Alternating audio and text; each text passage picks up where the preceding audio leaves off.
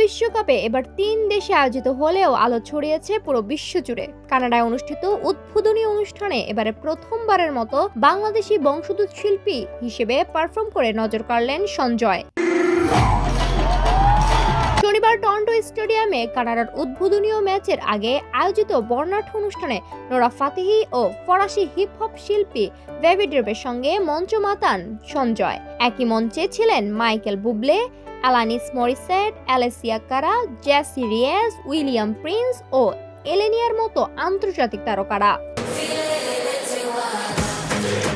এই পারফরম্যান্সে পরিবেশিত হয় ফিফার অফিসিয়াল গান সিরসির। 8 জন ফিফার ইউটিউব চ্যানেলে প্রকাশের পর থেকেই গানটি ব্যাপক জনপ্রিয়তা পায়। মাত্র কয়েকদিনের মধ্যে এর ভিউ ছড়ায় কোটি দর্শক। পারফরম্যান্সের সবচেয়ে আলোচিত দিক ছিল সঞ্জয়ের পোশাক। বিশেষভাবে তৈরি জ্যাকেটের ডান হাতায় ছিল বাংলাদেশের জাতীয় প্রতীক রয়্যাল বেঙ্গল টাইগার, শাপলা ও জাতীয় পতাকা। তিনি বারবার সেই প্রতীকগুলোর দিকে ইশারা করে বিশ্বমঞ্চে তুলে ধরেন দেশের পরিচয়।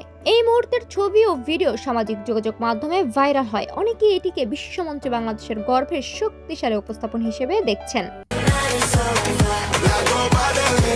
বাংলাদেশের মৌলভীবাজারে শ্রীমঙ্গলে জন্ম নেওয়া সঞ্জয় পরে পরিবারের সঙ্গে যুক্তরাষ্ট্রে পাড়ি জমান। বর্তমানে লস অ্যাঞ্জেলস ভিত্তিক এই শিল্পী বাংলা সঙ্গীত ও ইলেকট্রনিক সাউন্ডের মিশেলে আন্তর্জাতিক অঙ্গনে নিজের আলাদা পরিচিত করে তুলেছেন।